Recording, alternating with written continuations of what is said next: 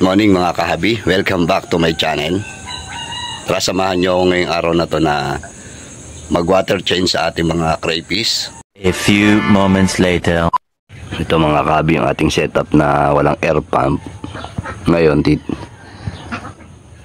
nakikita ko na kailangan na natin siyang i-water change. Medyo malabo na, hindi na normal kesa nung una na bago pa lang natin nilagay ang ating mga crayfish. Ngayon mga ano pa lang to, 1 week yung ating mga crayfish dito sa tub na to, medyo malabo na ang tubig at medyo may amoy na rin ng konti, para dahilan na i-water change na natin siya. Okay mga kaabi, water change na natin to. Mapapansin niyo mga kaabi, malabo.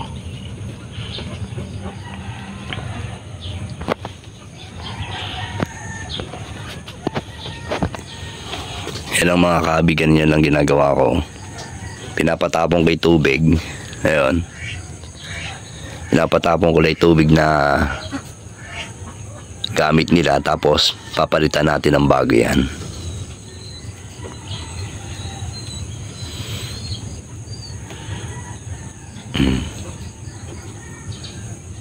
Hintayin lang natin to, siguro mga 20% na tubig, yun ang papatapunin natin, tapos papalitan natin.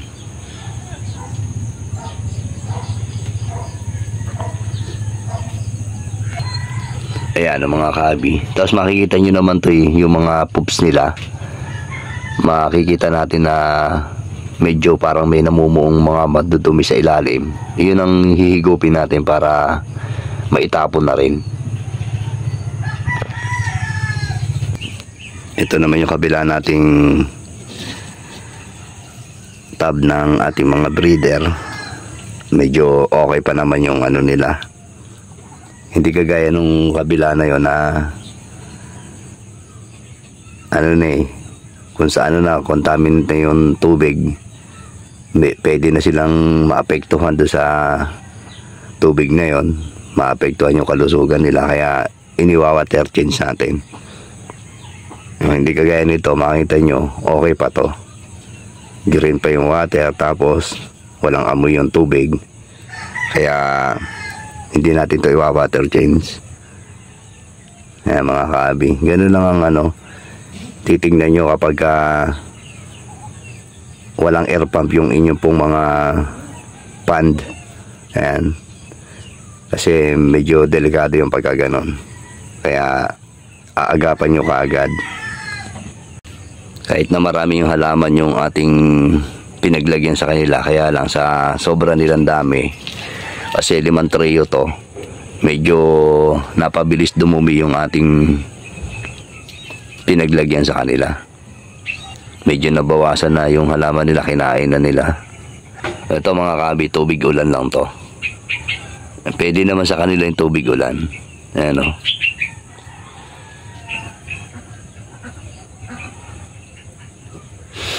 Antayin lang natin to na na mabawasan yung tubig, tsaka natin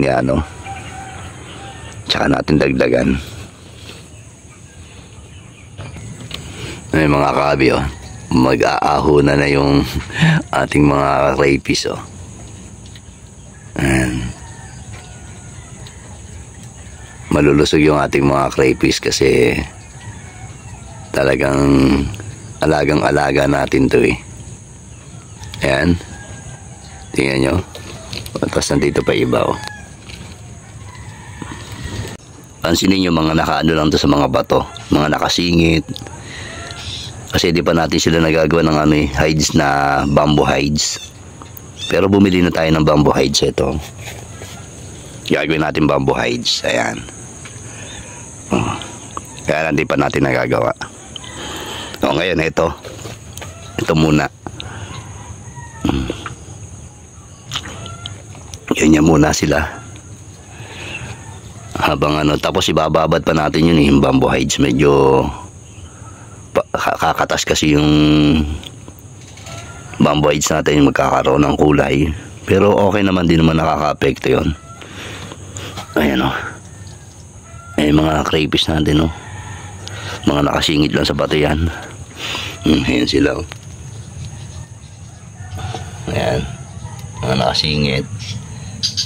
Hour later. Ito mga kahabi, naglilinis tayo ng mga bato na gagawing hides sa ating mga ARC. Kasi magdadagdag tayo ng hides nila dahil nga dun sa medyo nabubulabog sila kapag tinitignan natin. Kasi kitang kita nila tayo kapag sinisilip natin sila. Medyo nai-stress yung ating mga crayfish pag ganyan, kaya tatakpan natin ng bato yung ibabaw nila para hindi na tayo nakikita ng ating mga crayfish. Ganyan lang gagawin natin yung mga kahabi sa ibabaw. Lalagyan natin ng mas malalapad na bato. Ayan, kasi kitang kita tayo ng ating mga crayfish kapag kaya lalagyan natin yan.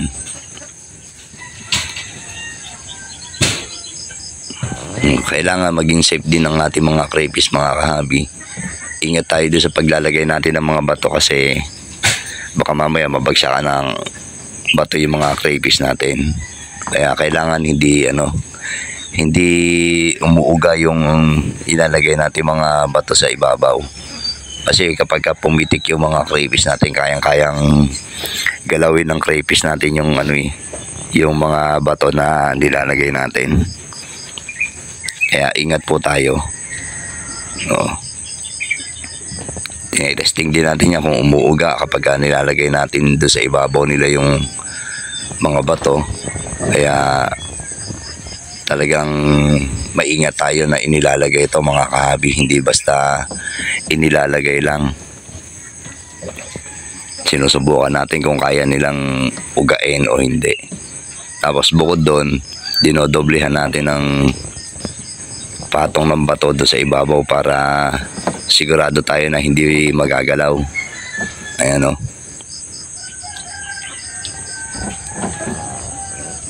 Kasi hindi pa natin magamit yung mga kawayan natin, sariwa pa to eh. Sariwang-sariwa ba yung mga kawayan natin, bagong puto lang. Kailangan dito pinatutuyo para hindi kumatas yung yung kawayan. O bumabaho kasi yung tubig kapag ganun. Kailangan tuyo. Kaya gagamitin lang muna natin itong mga bato para may pagtataguan lang sila kasi mag-iitlogan na to eh. Ayan o. Nakikita ko na sila na nagpaparis-paris na, kaya ganyan ginagawa ko para makapagtago sila na maayos. Ayan mga kabi o. I-save natin yung ating mga crayfish para sayang naman kung mababagsakan ng bato mamamatay pa. Kaya yan, dahil na water change na natin ng ating mga crayfish mga kahabi, sasalinan na natin to ng tubig. Yan, tuloy yung water change kasi tayo dito sa paglalagay ng hides. Yan. Ngayon, ang gagamitin natin tubig mga kahabi, tubig ulan lang. Yan, pwede naman to sa mga crayfish natin yung mga tubig ulan. Kaya lang, mga kahabi, ingat po kayo sa tubig ulan kasi medyo delikado rin to sa ating mga alaga. Nasubukan ko na rin to mga kahabi dun sa mga isda natin. Hindi sila safe kapag yan ang gagamitin natin. Unang ulan, delikado yung mga kahabi. Kaya may proseso akong ginagawa para magamit yung tubig ulan. Ayan.